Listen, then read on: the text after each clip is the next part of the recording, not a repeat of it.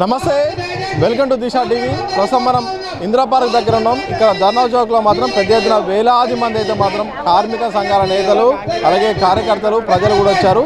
కేంద్ర ప్రభుత్వం అమలు చేస్తున్న ఈ లేబర్ కోడ్ల విషయంలో అయితే అలాగే కేంద్ర వ్యతిరేక విధానాలు, కార్మికులకు జరుగుతున్న నష్టాలు, అలాగే రైతులకు జరుగుతున్న నష్టాలపైన కూడా పెద్ద ఎత్తున అందరూ కూడా ఈరోజు బంద్ నిర్వహిస్తున్నారు. అందులో భాగంగా చాలామంది కూడా సంఘాల వరకు ఇక్కడికి వచ్చి తమ నిరసన వ్యక్తం చేస్తున్నారు.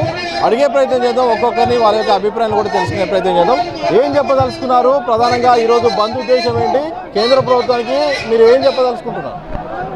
కేంద్ర ప్రభుత్వము అమెరికాతో ఏదైతే డీల్ చేసిందో ఈ యూఎస్టీ, ఇది దేశ రైతులకి కార్మికుల నడ్డి విరిచే విధంగా ఉంది. దేశ రైతులు, మన దేశమే రైతుల దేశము.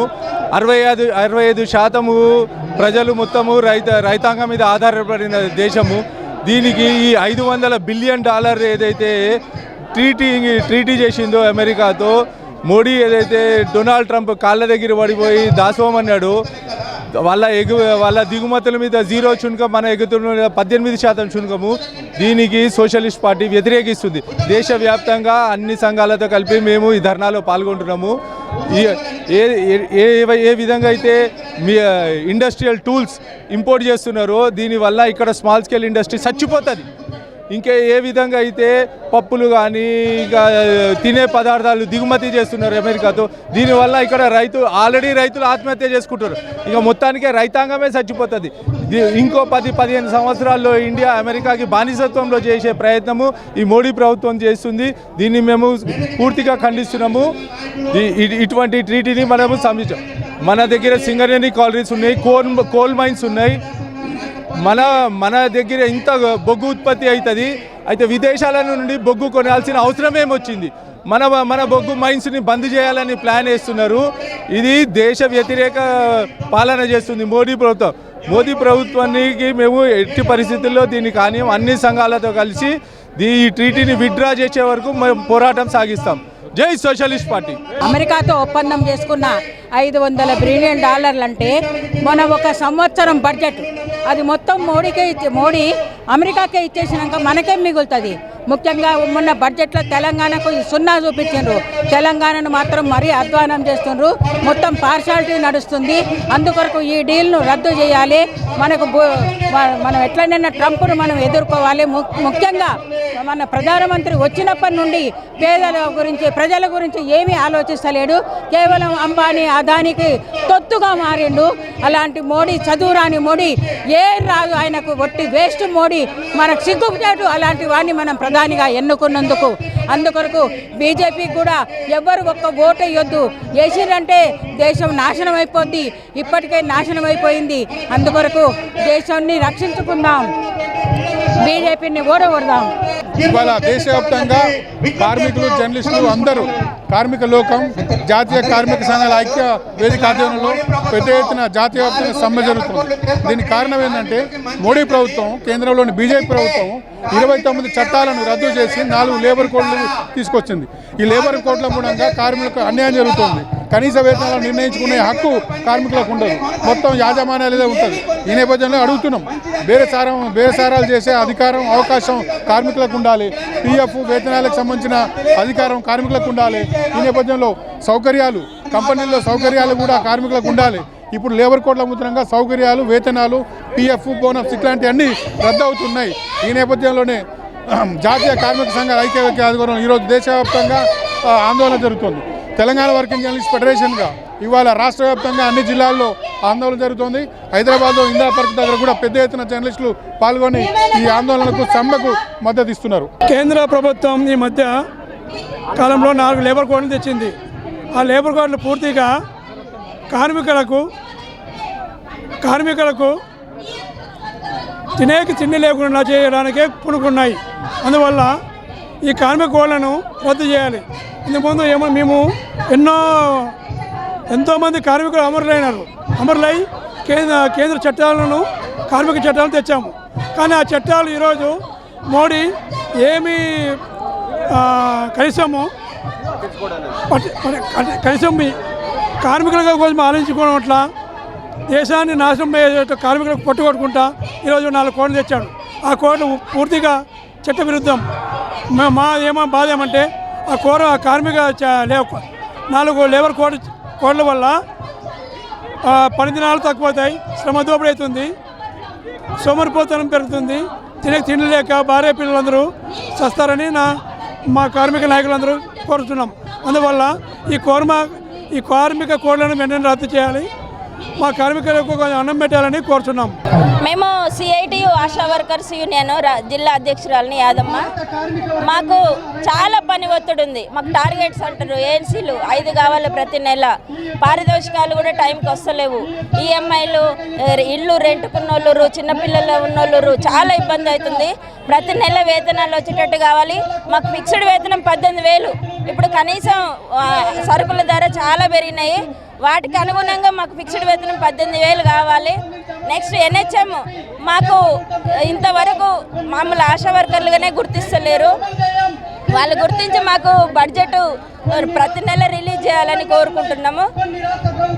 మళ్ళీ లేబర్ కోడ్స్ 29 చట్టాలను తీసుకొచ్చి 4 లేబర్ కోడ్స్గా పెట్టిరు, అవి వెంటనే రద్దు చేయాలని మా ఆశా వర్కర్స్ తరఫున కోరుకుంటున్నాము.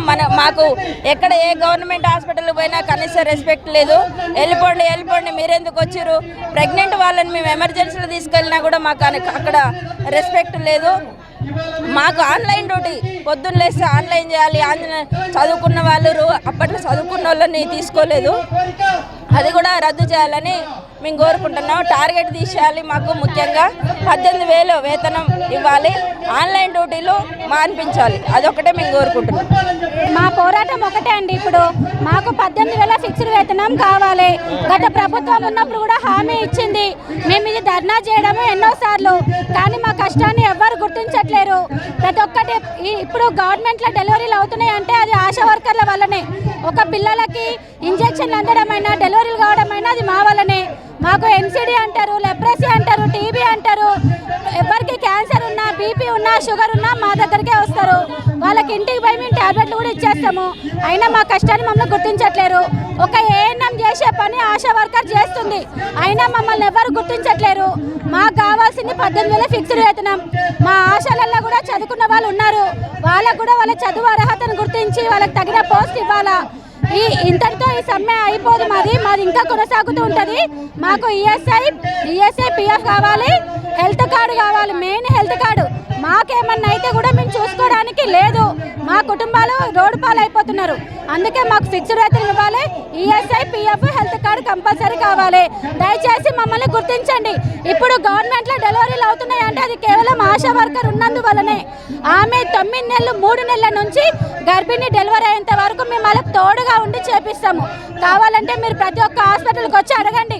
ఆశా వర్కర్లు వాళ్ళు బతికి చూపించమనండి. ఆశా వర్కర్లు వచ్చి ఆశా వర్కర్లకి 9,900 జీతం వస్తుంది.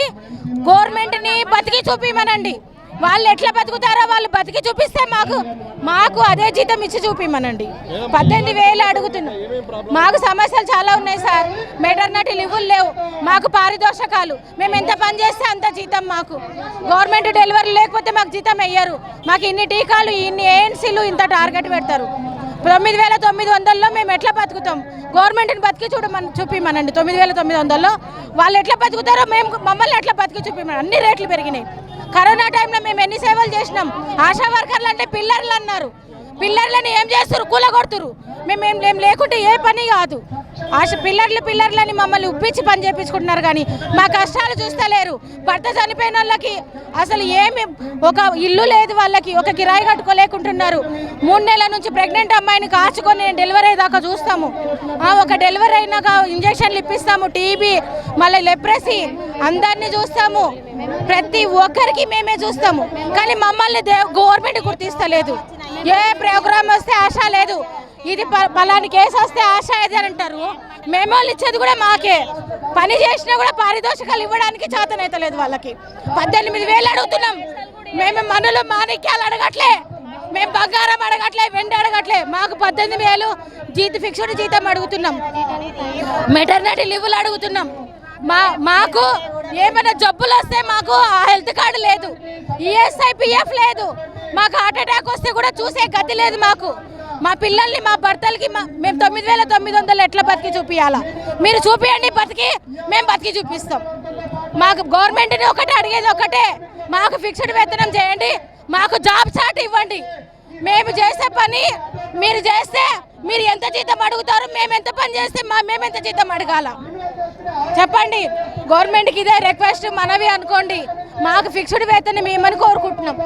1-4 లేబర్ కోడ్లలో ఎన్ని చట్టాలన్నీ కూడా కార్మిక వ్యతిరేకంగా ఉన్నాయి. పని గంటలతో సహా రోజుకి వాళ్ళు ఇచ్చే వేతనాలు కూడా అవన్నీ ఒక ఎత్తు అయితే, ఈ మధ్య ఈ 12వ తారీఖు ఫిబ్రవరి 12వ తారీఖున అన్ని ట్రేడ్ యూనియన్లు ఒక్కరోజు స్ట్రైక్కి కాల్ ఇచ్చిన తర్వాత కూడా మోదీ ట్రంప్ డీల్లో కానీ లేకపోతే బడ్జెట్లో కానీ మనం చూస్తున్నాం 4 లేబర్ కోడ్ల ఆధారంగానే ఇవన్నీ కూడా ప్రణాళిక వీటిని రూపొందించారు. అందుకోసం వీళ్ళు చాలా రాష్ట్ర ప్రభుత్వాలు కూడా ప్రత్యేక చట్టాలు తీసుకొస్తున్నాయి 4 లేబర్ కోడ్ల గురించి. అందుకని వీళ్ళు వెనక్కి తగ్గటం లేదు. ఈ ఒక్కరోజు సమ్మెతో సరిపోదు, నిరవధిక సమ్మె 4 లేబర్ కోడ్లు వెనక్కి తీసుకునే వరకు సమ్మె కంటిన్యూ చేయాలని, సమ్మె ఆపకూడదని దేశవ్యాప్తంగా అన్ని ట్రేడ్ యూనియన్లకు మేము పిలుపునిస్తున్నాము.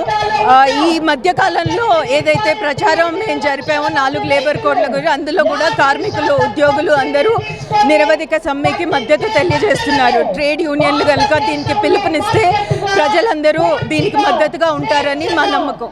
మజ్దూర్ బిదుల్ తరఫు నుంచి మేము కూడా నిరవధిక సార్వత్రిక సమ్మెకి పూర్తిగా మద్దతు పలుకుతున్నాం.